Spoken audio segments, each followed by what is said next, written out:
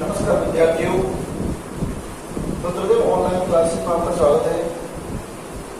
देखिए, आज राजस्थान जी की हिस्ट्री का आज टॉपिक है जसवंत सिंह, मारवाड़ महाराजा जसवंत सिंह।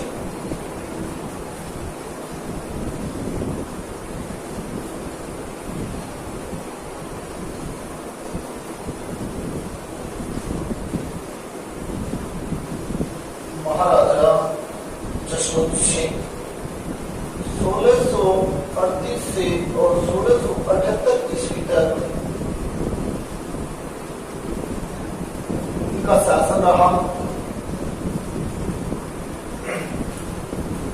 देखिए, महाराजा जसवंत सिंह के बड़े भाई का नाम अमर सिंह था, जो आगे चलकर नाम हुआ अमर सिंह राठौर।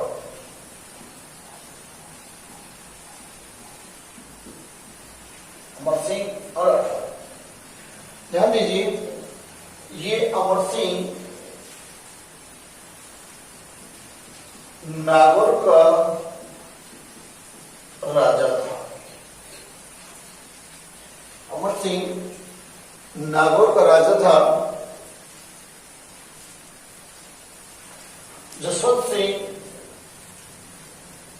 जोधपुर का राजा, लेकिन नागौर किसको दे रखा था? अमर सिंह को। उस समय अमर सिंह शाहजहां की सेना में था या शाहजहां के पास था। ठीक है, अब ये शाहजहां के पास है अमर सिंह। जसवंत सिंह जोधपुर का राजा है। यहां पर 1644 ईस्वी में एक लड़ाई होती है जिसका नाम है मतीरे की राड़। राड़ का मतलब होता है लड़ाई। ये हुई 1644 ईस्वी। किस किसके मध्य हुई? एक तो था बीकानेर और एक है नागौर। दो रियासतों या राज्यों के अंतर्गत लड़ाई रही। बीकानेर का कर्ण सिंह, जबकि नागौर का राजा अमर सिंह था। नागौर का अमर सिंह था, बीकानेर का कर्ण सिंह।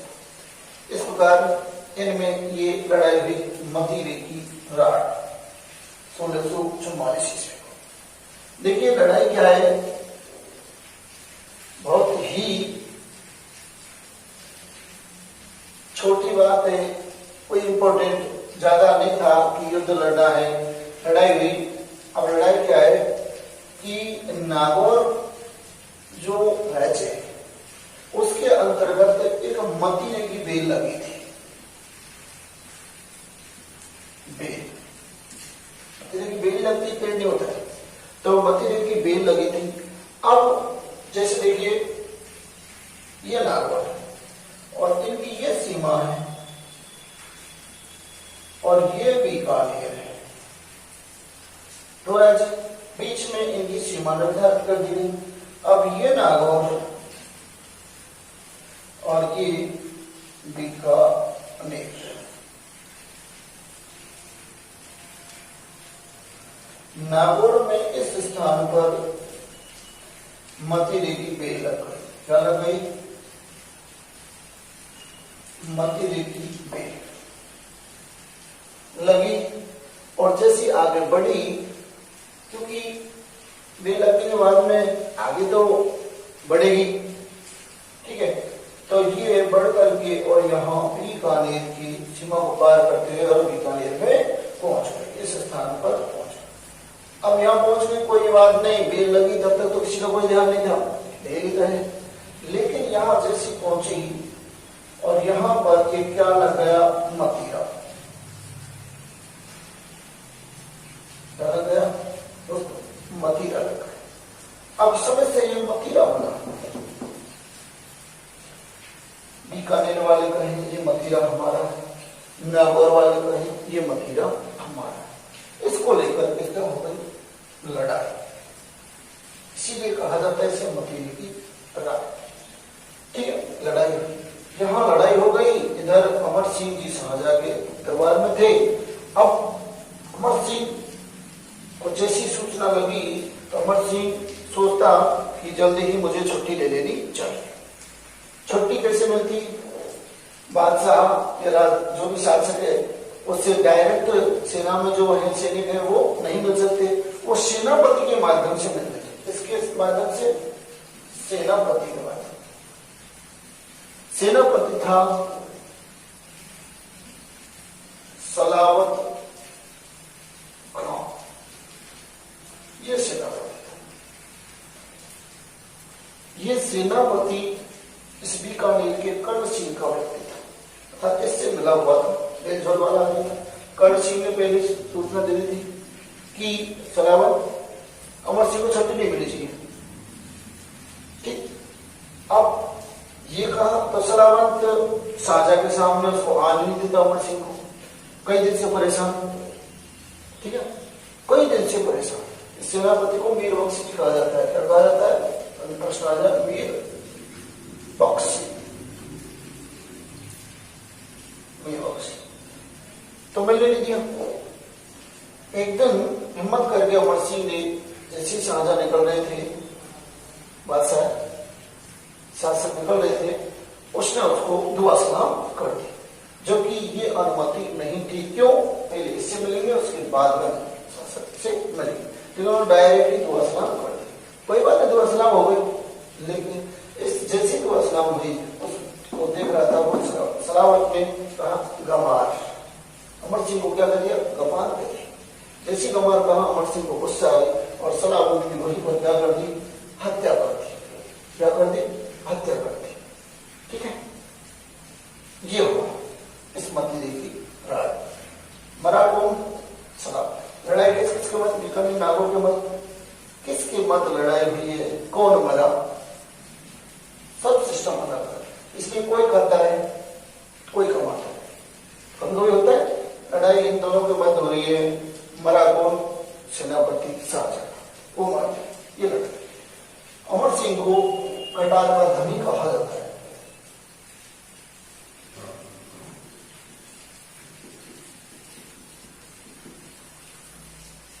अमर सिंह को कटार का धनी कहा जाता है। ठीक है, ये थोड़ी सी अमर सिंह से समय। अब बात आती है जसवंत सिंह। इसकी आती जसवंत सिंह। जसवंत सिंह जब शाहजहां के पुत्रों में उत्तराधिकारी संघर्ष चल रहा था, तब जसवंत सिंह दारा के पक्ष में था। किसके पक्ष में था, दारा के पक्ष में। बता देता हूँ, मतीरे की लड़ाई हो गई, कुछ ले जाएगा मतीरे की लड़ाई, तो 1644।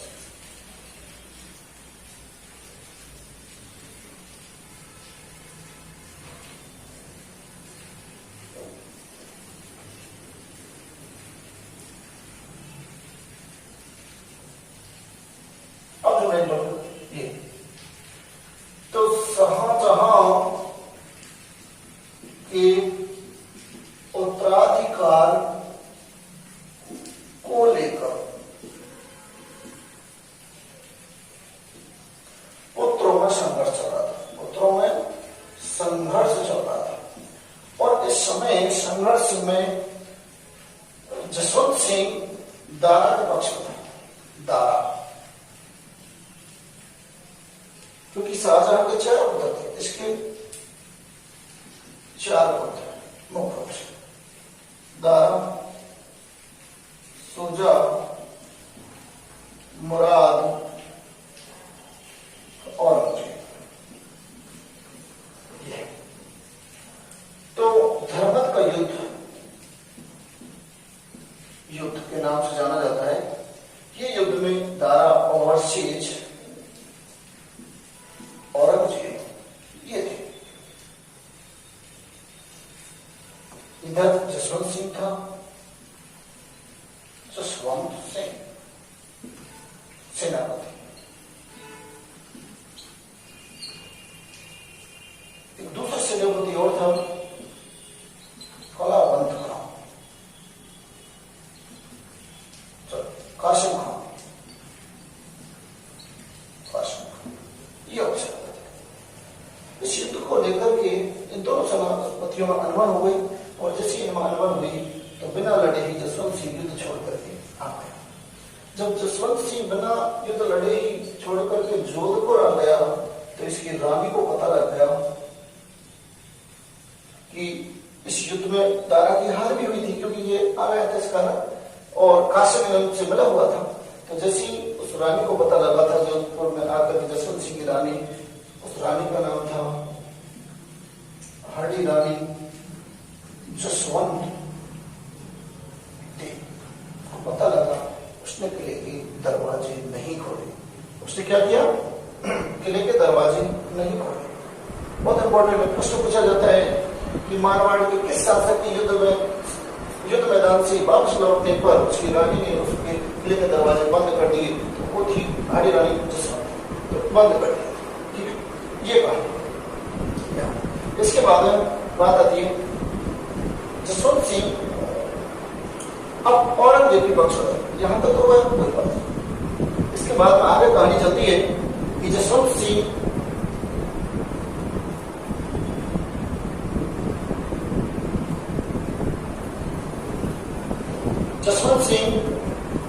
अब औरंगजेब की तरफ, औरंगजेब ने अपनी ओर बुला दिया, यानी जसवंत सिंह को अपनी ओर कर लिया था औरंगजेब। क्योंकि औरंगजेब को लगा कि शक्तिशाली सेनापति है, अच्छा है, इसलिए अपनी तरफ मिला है, औरंगजेब की तरफ हो गया। और औरंगजेब ने उन्हें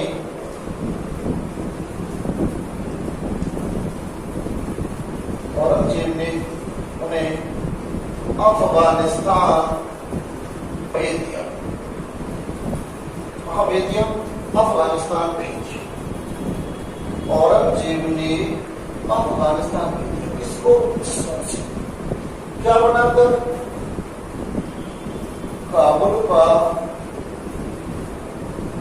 गवर्नर बनाकर वहां गया। वहां पर युद्ध हुआ, और एक स्थान है ठट्टा। ठट्टा नामक स्थान पर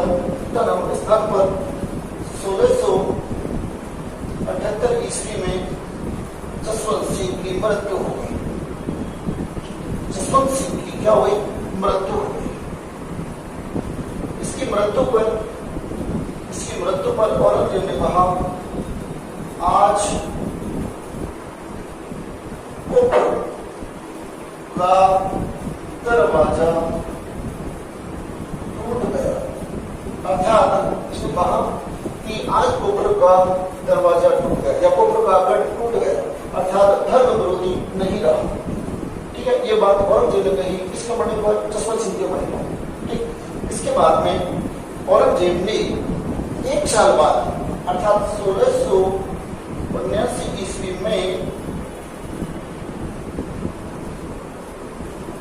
जजिया कर लगा दिया था। कौन सा कर लगा दिया था? जजिया कर लगा दिया। ये ठीक है, इसने औरंगजेब जसवंत सिंह के मरने के बाद। इसके बाद बात आती है उस समय, जिस समय जसवंत सिंह की मृत्यु हुई थी, उस समय जसवंत सिंह की 2 रानियां गर्भवती थी। 2 रानियां गर्भवती थी। ठीक है, दोनों रानियों को पुत्र पैदा हुआ। एक हुआ अजीत सिंह और एक हुआ दल धम्मा। दोनों रानियों को पुत्र पैदा हुआ। लेकिन जैसे ही ये खत्म हुआ था, औरंगजेब बड़ा चालाक आदमी था, उन्होंने दोनों रानियों को आगरा में रूप सिंह राठौड़ की हवेली में नजरबंद कर दिया था। आगरा, वहां पर आगरा में रूप सिंह राठौड़ की हवेली क्या कर दिया? नजरबंद कर दिया था। इससे पहले थोड़ी सी बात यह है कि जब ये खत्म हो गया था तो इसका पद था जसवंत सिंह का पृथ्वी सिंह। कौन था? पृथ्वी सिंह। पृथ्वी सिंह बहुत ही बहादुर था, उसने शेर के साथ भी युद्ध किया था और शेर को पराजित कर दिया था। इसका डर औरंगजेब को और भी ज्यादा लगा कि जसवंत सिंह पर ही गया, जसवंत सिंह से भी ज्यादा शक्तिशाली, इसलिए उन्होंने उसको प्यार में लेकर के और जैसे शेर सिंह ये युद्ध जीता, जसवंत सिंह ये पृथ्वी सिंह औरंगजेब आया और औरंगजेब ने प्यार में लेकर के और उसको एक पोशाक भेंट की और पोशाक की वैसे की पोशाक जैसे पृथ्वी सिंह ने जैसे वो पोशाक पहनी और वो उसके शरीर पर फैल गया और पृथ्वी सिंह की मृत्यु हो गई। इसके बाद में ये कहानी होती है कि आगरा की में रूप सिंह राठौर की हवेली में दोनों रानियां जो गर्भ से थी उनको नजरबंद कर दिया, उनके अजीत सिंह और दत्तम्मा नामक दो पुत्र रहे। लेकिन एक व्यक्ति है जो बहुत ही इंपॉर्टेंट और कि गर्भ से जो राठौड़ वंश के लोग हैं जो बड़े गर्व से उसका नाम लेते हैं, वो है दुर्गादास राठौड़। ये व्यक्ति दुर्गादास राठौड़ ने अपने भरपूर प्रयास से इन दोनों रानियों को और इन पुत्रों को दुर्गादास राठौड़ की हवेली से आजाद करवाया। क्या करवाया? आजाद करवाया। ठीक है, इसमें दुर्गादास राठौड़ बहुत इंपॉर्टेंट है। दुर्गादास राठौड़ यहीं से ही मराठों के साथ इनके जो जसवंत सिंह के परिवार के साथ में जुड़ जाता है और इनकी यहीं से सेवा करता है, इनको छुपा कर रखता है और ये बड़े हो जाते हैं। अजीत सिंह को फिर शासक बनता है, आखिरकार में अजीत सिंह शासक बनता है। इसके बाद दुर्गादास यही इसका संरक्षण का कार्य करता है, इसको दिशा निर्देश देता है और इस दुर्गादास राठौड़ को कई बार पूछा गया, पूछते हैं राठौड़ों का यूलिसेस कहा जाता है। बहुत इंपॉर्टेंट कि राठौड़ों का यूलिसेस किसे कहा जाता है? दुर्गादास राठौड़ को राठौड़ों का यूलिसेस कहा जाता है। यूलिसेस का मतलब क्या होता है? देखिए विद्यार्थी, यूलिसेस का मतलब होता है उद्धारक। यूलिसेस का मतलब होता है उद्धारक। क्या होता है? उद्धारक। ये यूलिसेस अर्थात राठौड़ों का उद्धार करने वाला किसे कहा जाता है? दुर्गादास राठौड़। कई एग्जाम पूछा गया ये प्रश्न, कई एग्जाम पूछा गया, बहुत ही इंपॉर्टेंट है। आप भी मान के चलिए बहुत वेरी इंपॉर्टेंट, वेरी मोस्ट या वेरी इंपॉर्टेंट क्वेश्चन है। ठीक है, किसी भी एग्जाम में आ सकता है, कोई गारंटी नहीं है कौन सा प्रश्न कहां से आए, लेकिन ये जरूर है बहुत इंपॉर्टेंट है। कई एग्जाम में पूछा गया है कि राठौड़ों का मारवाड़ के राठौड़ों का यूलिसेस किसे कहा जाता है। ये प्रश्न पूछा गया, मारवाड़ के राठौड़ों का यूलिसेस किसे कहा जाता है? मारवाड़ के राठौड़ों का यूलिसेस दुर्गादास राठौड़ को कहा जाता है। ठीक है, ये बात किसने कही है? ये बात कही है कर्नल जेम्स टॉड। किसने कहा? ये कर्नल जेम्स टॉड के द्वारा बात कही गई है। ये बहुत इंपॉर्टेंट है, ध्यान रखना इसको। इसके बाद में अब देखिए, इसके बाद में धीरे धीरे धीरे धीरे प्रक्रिया चलती रहेगी और शासक बनेगा अजीत सिंह, लेकिन उसको नेक्स्ट उसमें पढ़ेंगे अजीत सिंह को। लेकिन इसमें आप ये देखिए जसवंत सिंह के दरबारी विद्वान कौन था? दरबारी विद्वान वो है मोहनोत नैन सिंह। कौन है? मोहनोत नैन सिंह दरबारी विद्वान है। मोहनोत नैन सिंह और मोहनोत नैन सिंह ने एक पुस्तक लिखी और उस पुस्तक का नाम है नैन्सी री ख्यात। पुस्तक का नाम क्या है? नैन्सी री ख्यात। ध्यान दीजिए, जसवंत सिंह का दरबारी विद्वान मोहम्मद नैन्सी है जिन्होंने पुस्तक ली है नैन्सी री ख्यात।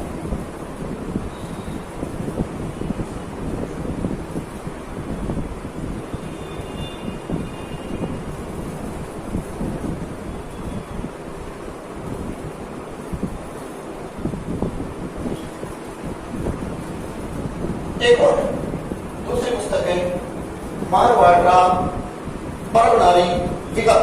क्या लिखा हुआ है?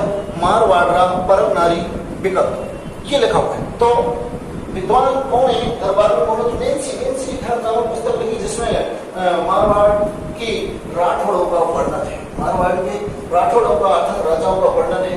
इसमें मोनोरेंसी की पुस्तक रेंसी की ख्याल, जबकि एक और दूसरी लिखी थी इस मोनोरेंसी ने मारवाड़ का पारंपरिक विगत, इसमें भी